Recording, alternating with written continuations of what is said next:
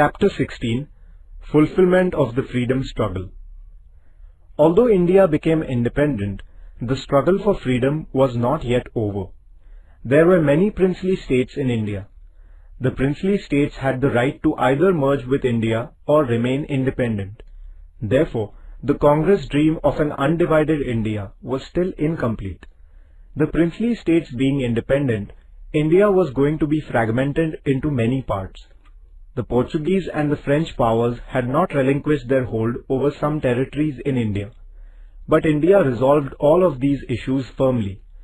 We shall learn more about this in this chapter. The merger of the princely states. There were more than 600 different princely states in India. Due to the influence of the non-cooperation movement, a political awakening began in the princely states. This saw the founding of Praja Mandals in the princely states. Praja Mandals were people's organizations that worked in the interests of the people in the princely states and for securing political rights for them.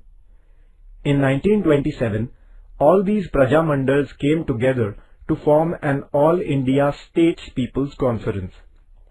This gave an impetus to the movement in the princely states. After India became independent, the then Home Minister of India, Sardar Vallabhbhai Patel, with his great statesmanship, resolved the issue of the merger of the princely states. He took the rulers of the princely states into confidence and prepared an instrument of accession acceptable to all. The rulers of the princely states were thereby assured that a contract with the government of India would be made according to which only the subjects of foreign relations, transport and communication and defense would be handed over to the government of India. All other subjects would remain with the princely states. Sardar Patel convinced the princes how it was in their interest to merge with India. The princes responded well to this appeal. All the princely states except Junagadh, Hyderabad and Kashmir merged with India. Taking a firm stand, Sardar Patel resolved the issue of the merger of these three princely states. The merger of Junagadh. Junagadh was a princely state in Saurashtra. The people there wanted to merge with India. The Nawab of Junagadh, however, was thinking of getting merged with Pakistan. The people strongly protested against his decision. The Nawab then left for Pakistan. After that, Junagadh merged with India in February 1948. The struggle for the liberation of Hyderabad. Hyderabad was the largest princely state in India. It consisted of Telugu, Kannada and Marathi-speaking regions. This state was under the autocratic rule of the Nizam. The people there had no civil and political rights. In order to secure their rights, the people formed regional organizations such as the Andhra Parishad in the Telangana region, Maharashtra Parishad in the Marathwada region, and the Kannada Parishad in the Karnataka region. Swami Ramanand Tirth formed the Hyderabad State Congress in 1938. Narayan Reddy and Siraj ul Hassan Tirmizi were associated with him. The Nizam banned this organization. A struggle ensued in order to get the Hyderabad State Congress recognized and to secure democratic rights.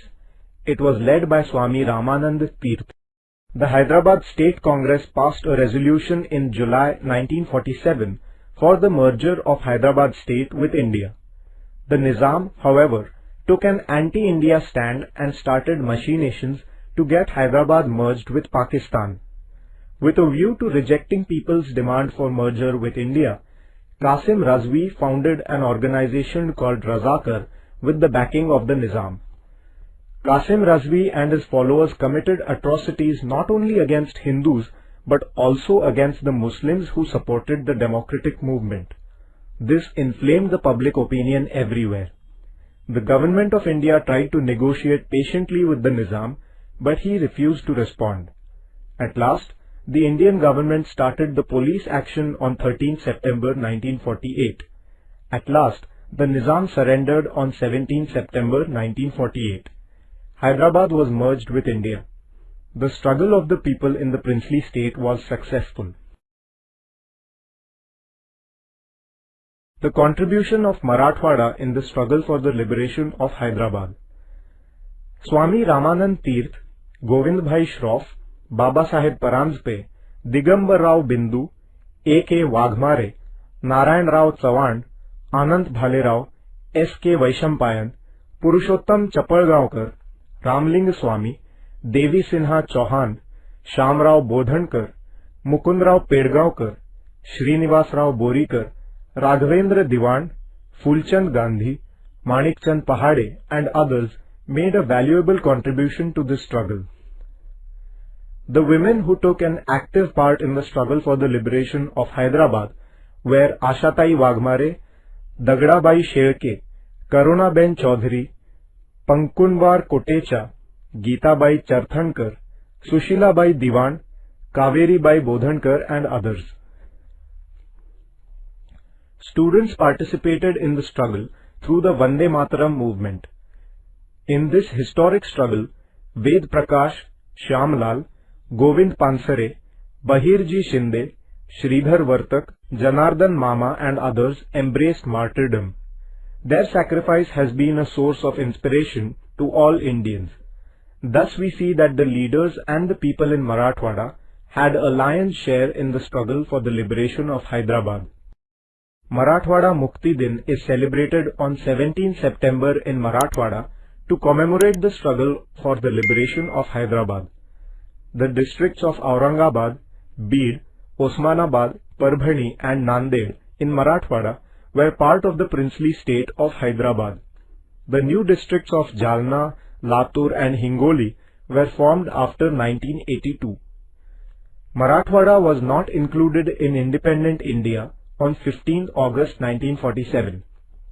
After the inspiring struggle of the people, this region was merged with India in 1948. This unique struggle will always inspire the people of the entire country. The Kashmir problem. Hari Singh, the ruler of the state of Kashmir, had decided to remain independent. Pakistan had intended to secure the merger of Kashmir with Pakistan. For this purpose, Pakistan began to put pressure on Hari Singh.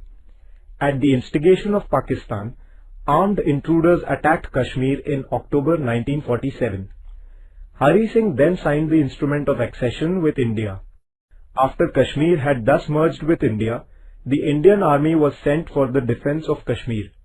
The army won back a major portion of Kashmir from the possession of the intruders, but a part of it remained under the possession of Pakistan. The merger of the French colonies. Even after India had become independent, Chandranagar, Pondicherry, Puducherry, Karaikal, Mahe and Yanam territories were in the possession of the French. The Indian natives there were eager to get merged with India. The Indian government demanded that these territories, being parts of India, should be handed over to India. France held a plebiscite in Chandranagar in 1949. The people there voted for India. Chandranagar was handed over to India. Thereafter, France handed over the rest of the territories to the government of India. The struggle for the liberation of Goa. Portugal declined to hand over the territories under its possession to India. Indians had to struggle for securing these territories. Dr. T.B. Kunha was in the forefront of this struggle. He worked to bring about an awakening of the people against the Portuguese government. He founded the Goa Congress Committee to struggle against the Portuguese.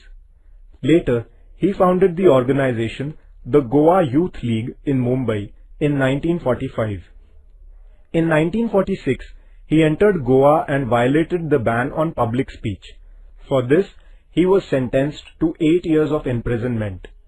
It was in the year 1946 that Dr. Ram Manohar Lohia started a satyagraha for the liberation of Goa. Violating the ban, he delivered a public speech at Madgaon in Goa, for which the Portuguese government deported him.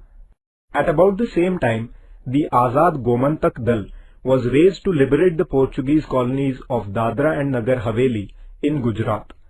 On 2nd August 1954, youths of the Azad Gomantak Dal mounted an armed assault and liberated the territories of Dadra and Nagar Haveli from Portuguese rule.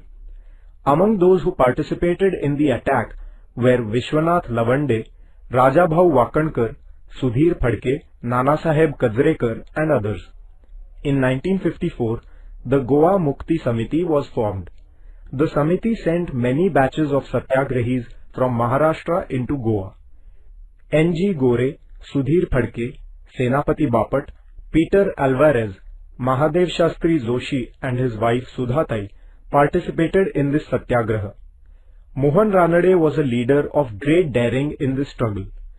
The Portuguese rulers subjected the satyagrahis to unlimited tyranny and atrocities. Some of them became martyrs to the Portuguese tyranny. This infuriated the public opinion in India. The liberation struggle in Goa intensified further. The Indian government was patiently holding negotiations with the Portuguese government, but they did not respond. At last, the Indian government unwillingly took the decision of using military force. In December 1961, the Indian army entered into Goa. Very soon, the Portuguese army surrendered. On 19 December 1961, Goa was liberated from Portuguese dominion. Imperialism was completely rooted out from Indian soil. India's freedom struggle was truly fulfilled.